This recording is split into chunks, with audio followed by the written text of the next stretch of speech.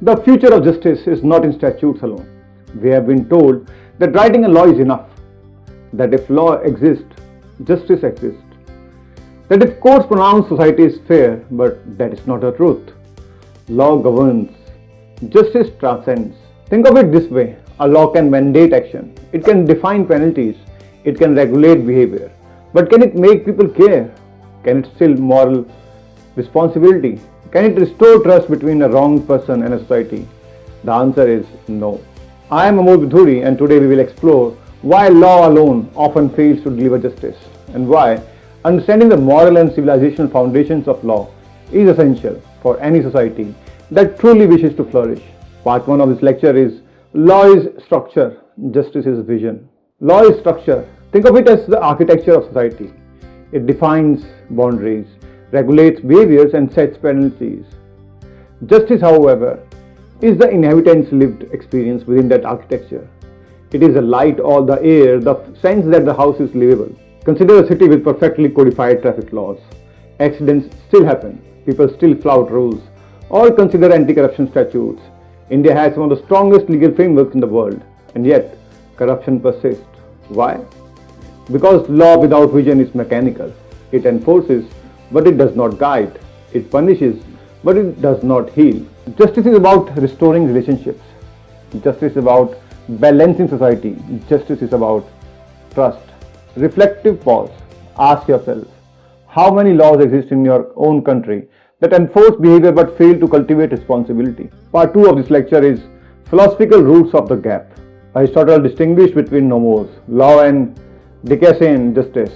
In Dharmic philosophy, we have similar distinction, vyavhar, procedural law codified and enforceable, Nyaya, justice, the principle of fairness and balance, dharma, the moral compass guiding action. Law alone is vyavhar, justice is Nyaya, dharma ensures, Nyaya is realized in life. Modern legal systems, even the most advanced, often ignore dharma.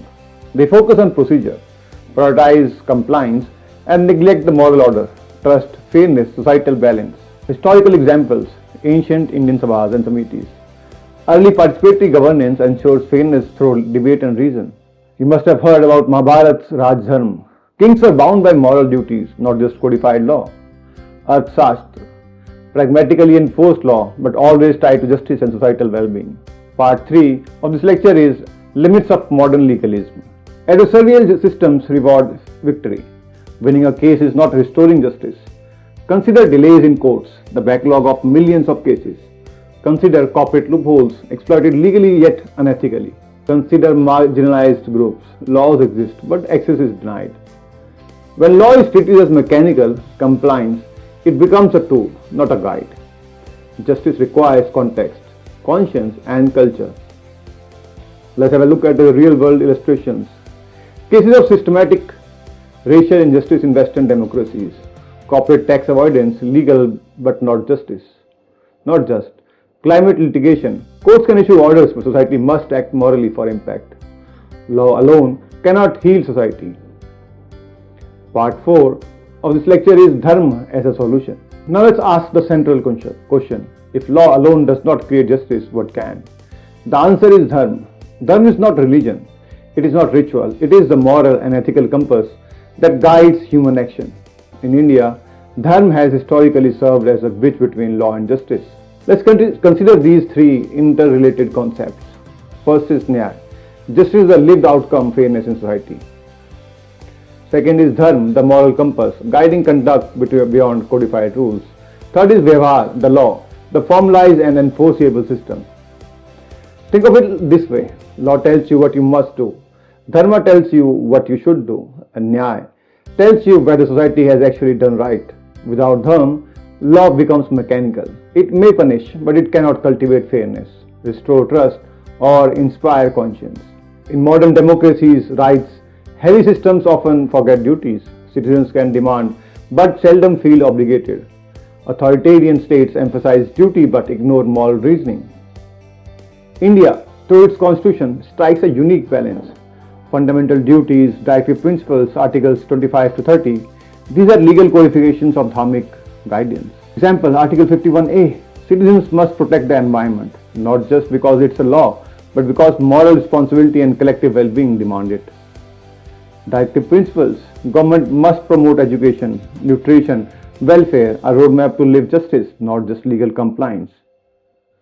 Let's ask ourselves, what happens when a law exists but society ignores the moral reasoning behind it? Justice fails. Part 5 of this lecture is about courts, civil society and conscience. Courts are bound by law. They cannot create conscience. Civil society, however, can. Communities, cultural norms, traditions and moral reasoning act as living enforcers of justice. Consider these examples. Panchayats in villages.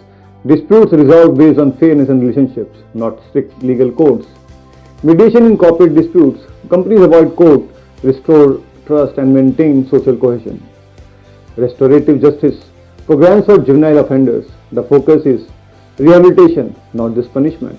Let's have a reflection. Pause. How often does the courtroom resolve the human problem behind a conflict? How often does it restore trust, dignity or relationship? Law sets boundaries, conscience enforces the spirit. Society interprets meaning. In India, this triad has deep roots. Ancient sabhas and samitis debated fairness and morality before codified law existed. The Mahabharata speaks of Rajdharma, the king's duty to uphold fairness beyond legal text. Law cannot replace this. It can only complement it. The next part is about case studies of justice beyond law. Let's explore some compelling case studies. First is Gandhi's Satyagraha. Law was powerless under colonial rule, yet through moral authority, non-violence and public conscience, justice was achieved. The British law remained, but ethical action transcended it. Second, panchayats and local governance. Disputes between families, communities and businesses resolved without courts. Justice emerged from negotiation, moral responsibility and collective wisdom. Third, restorative justice in New Zealand. The system emphasizes reconciliation over retribution. Victims and offenders engage in dialogue. Community trust is restored. Law codifies outcomes, but moral engagement drives the process. Fourth is Scandinavian mediation programs. Legal procedures exist, but the focus is fairness and social harmony. Compliance is important, but restoring relationships takes priority. Let's pause for a reflection. Can your legal system achieve these outcomes without moral guidance? Can justice exist in a vacuum of conscience? Answer is rarely, if ever. Another next part of this lecture is about Indian Constitution and Dharmic integration. The genius of Indian Constitution is that it embeds Dharmic principles into law itself. Article 25 to 30, legal pluralism, religious freedom, cultural rights, minority protections. These are dharma in legal form, allowing multiple identities to coexist without friction. Directive principles, not enforceable like fundamental rights, but provide moral and governance direction. They instruct the state to act in the spirit of justice, equality and welfare. Federal structure, central authority for unity, local autonomy for diversity, balance, harmony, practical dharmic governance. Unlike French secularism, which demands erasure of religion, or American liberalism, which often let religion dominate politics, India's model balances rights, duties and plurality and moral guidance. This is why Indian law can act as a global model for complex multi-ethnic societies. Next part is about embedding Nyaya in modern legal practice. How can we make justice more than law? First is judges and lawyers integrate moral reasoning and societal context into decisions. Look beyond procedural compliance. Second is education. Law schools and civic education must teach philosophy of law, dharmic ethics, participatory dispute resolution. Third is alternative dispute resolution, mediation and panchayats at local and corporate levels, restorative justice programs for youth and community. Fourth is public engagement. Citizens must internalize duties and responsibilities, civic ethics campaigns, climate education and health initiatives guided by dharma. Justice becomes dynamic, participatory and lived, not merely codified. Next part is about rights, duties and justice. Rights without duties is entitlement, social imbalance. Duties without rights is authoritarian oppression. India's framework is Fundamental rights plus fundamental duties, which achieves a balance. Citizens are empowered, citizens are responsible, governance is moral, not just mechanical. Let's ask ourselves, in our society, how are rights and duties balanced? Are laws restoring trust or merely enforcing compliance? When Dharma guides law and law protects Dharma, we approach true Nyaya, justice that matters. Law governs, justice transcends. Justice requires conscience, dharma and civic responsibility. India's legal system offers a model for integrating morality into governance. So let's have not another rule book, a living vision, a justice beyond law. Thank you for joining me on this deep dive into why law alone cannot create justice and how dharma is the missing link.